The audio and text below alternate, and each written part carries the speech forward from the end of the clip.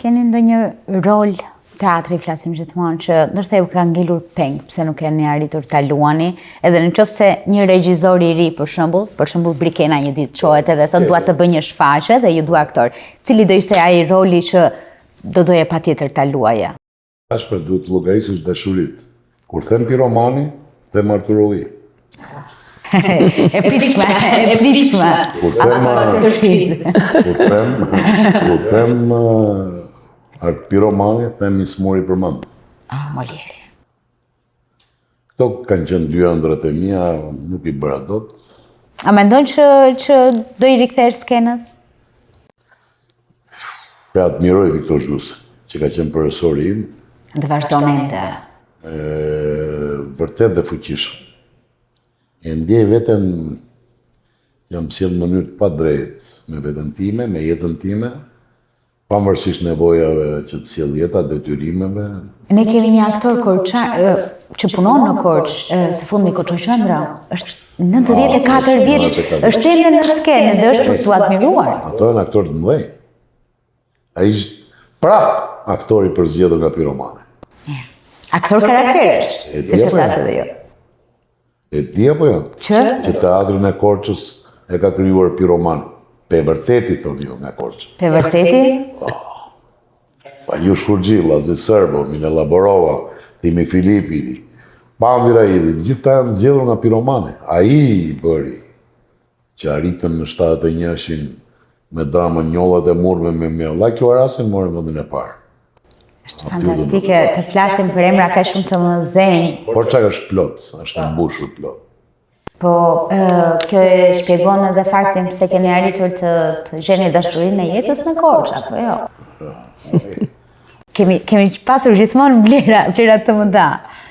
Po për ju, zonja Evro, sa e vërtet ka qenë të jeni bashkëshortja, partnerja e një aktori, e një regjizori, e një njeriu që është artist, edhe thonë që artistët ndonjëherë janë më emocional se sa duhet të jenë. Ju rrende aktor. Më duke se e preka një qikë. Vetëm aktor nuk e donë të bukur. Shi në plazh, ja ku e kemi komedin prapë. Edhe në Tiranë, nuk e donë. Jo është e vërtet që thonë Sadushi. Vërtet nuk i pëlqeja që unë në jetën time të kisha një bashkëshort aktor.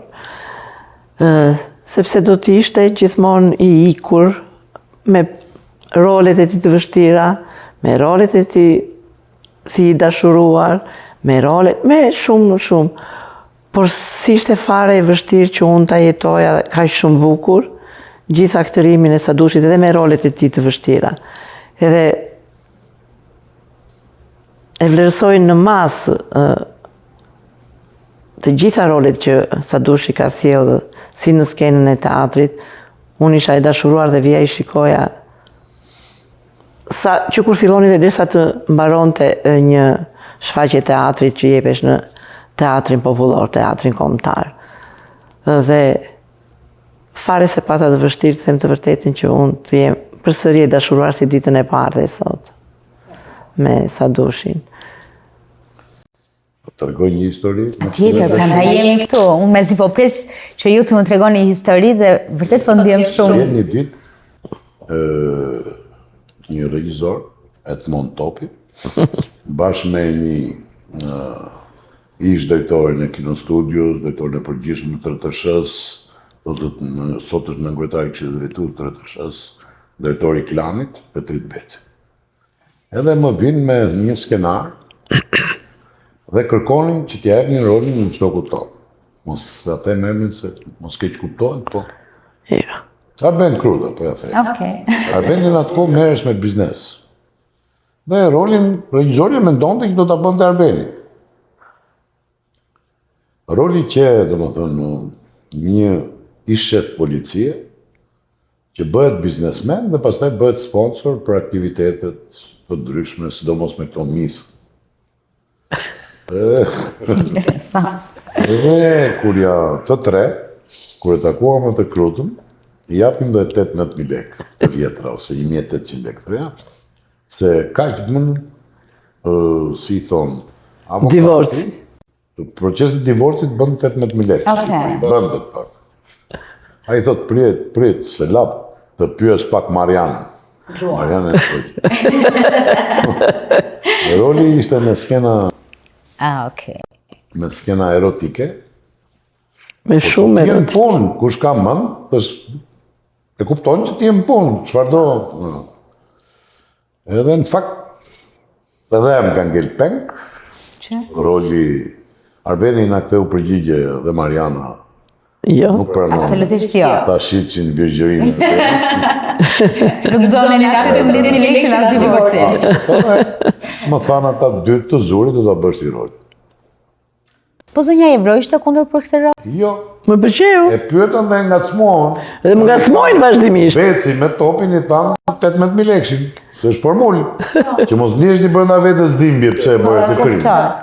Dhe kjo i tha. E pranua 18.000 lekë? Qin, jo, Jo. Divorcin se do? Unë pranova rolin. Unë pranova rolin. sepse thash në punë buri uj. Kush ka mend që këtu grupi xhirimit 7-8 veta, ti po bën. Dhe rol vërtet shumë. Shumë i bukur ishte, vërtet. E realizuat? Një seri po e bëm falas që të gjithë bashk, por nuk pata mundësi, se vërtet, do dilte vërtet një film shumë bukur. Nëse pyet të rinj sot që çfarë hobi ke, realisht një pjesë shumë e madhe do thonë që kam hobi filmat e vjetër shqiptar. Unë jam një ndër ata persona që i duam, ja u din batutat, din çdo gjë. Se ishin aktor. Pse? Ishin aktor. Të vërteta. Ishin aktor. Jo, ishin aktor të mëdhenj sa dush. Luanin art, luanin filmin, luanin shfaqjen teatrale, luanin dramat. Çfarë diferencë ka kinematografia e para viteve 90 me atë pas viteve 90? Çfarë ka ndryshuar? Pse nuk kemi të njëjtën që e kishim? Unë mendoj. Njerë, kinematografia shqiptare sot është e pa ushqyër. Është jo e mirë paguar. Jo e mirë menduar.